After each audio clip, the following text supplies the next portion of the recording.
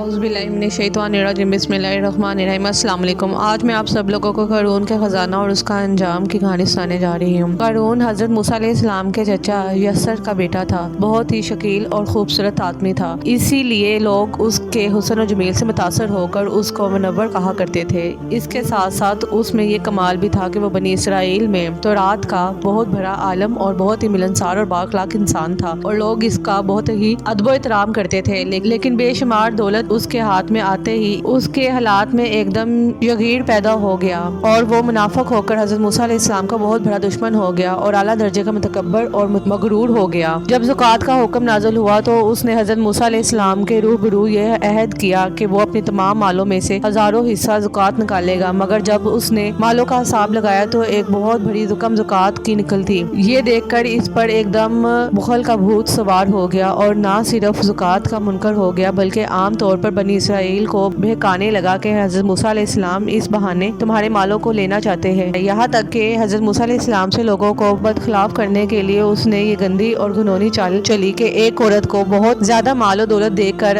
آمادہ کر لیا اور آپ پر بدکاری کا الزام لگایا۔ چنانچہ عین اس وقت جب حضرت موسیٰ علیہ السلام وضع فرما رہے تھے، قارون نے آپ کو ٹوکا کہ فلانی عورت سے آپ نے بدکاری کی ہے۔ حضرت موسیٰ علیہ السلام نے فرمایا اس عورت کو میرے سامنے لاؤ۔ چنانچہ وہ عورت بلائی گئی تو حضرت موسیٰ علیہ السلام نے فرمایا کہ اے عورت، اس اللہ کی قسم جس نے بنی اسرائیل کے لیے دریا کو پھاڑ دیا اور عافیت و سلامتی کے ساتھ دریا پار کر کے فرعون سے نجات دی، سچ سچ کہہ دے کہ یہ واقعہ کیا ہے۔ حضرت موسیٰ علیہ السلام کے جلال سے عورت سہم کر کانپنے لگی، اور اس نے مجمع عام میں صاف صاف کہہ دیا کہ اے اللہ کے نبی، مجھے قارون نے کثیر دولت دے کر آپ پر بہتان لگانے کے لیے آمادہ کیا ہے۔ اس وقت حضرت موسیٰ علیہ السلام ابیدہ ہو کر سجدہ شکر میں گر پڑے، اور بحالت سجدہ آپ نے یہ دعا مانگی کہ یا اللہ، قارون پر اپنا قہر اور غضب نازل فرما دے۔ پھر آپ نے مجمع سے فرمایا کہ جو قارون کا ساتھی ہو وہ قارون کے ساتھ ٹھہرے رہے، اور جو میرا ساتھی ہو وہ قارون سے الگ ہو جائے۔ چنانچہ دو خبیثوں کے سوا تمام بنی اسرائیل قارون سے علیحدہ ہو گئے۔ پھر حضرت موسیٰ علیہ السلام نے زمین کو حکم دیا کہ اے زمین، تو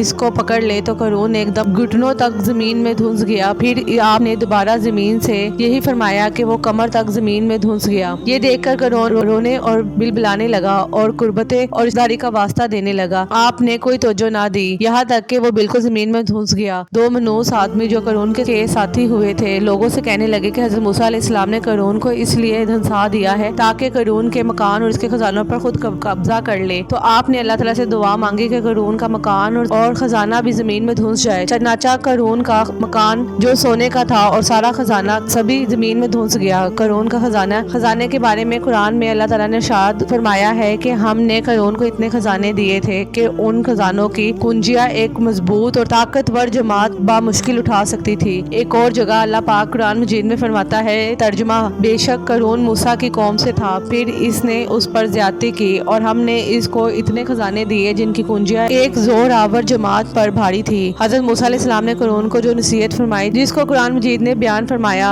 ہے، اسی خیر خواہی والی نصیحت کو سن کر قارون حضرت موسیٰ علیہ کا دشمن ہو گیا۔ اللہ پاک قرآن میں ایک اور جگہ فرماتا ہے، ترجمہ، ہم نے اسے اور اس کے گھر کو زمین میں دھنسا دیا تو اس کے پاس کوئی جماعت نہ تھی کہ اللہ سے بچنے میں اس کی مدد کرتی، اور نہ وہ بدلے لے سکا۔ دعا ہے اللہ رب العزت سے کہ ہم سب کو فرما برداری کی جماعت میں جگہ عنایت فرمائے، اور قیامت میں اعمال کا پروانہ دائیں ہاتھ میں عطا فرمائے، اور جنت الفردوس میں نبی کریم صلی اللہ علیہ وسلم کی رفاقت نصیب فرمائے۔ آمین ثم آمین۔ اسی طرح کی مزید کہانیوں کو پسند کرنے کے لیے اور دیکھنے کے لیے میرے چینل کو لائک اور سبسکرائب ضرور کیجیے۔ شکریہ۔ اللہ حافظ۔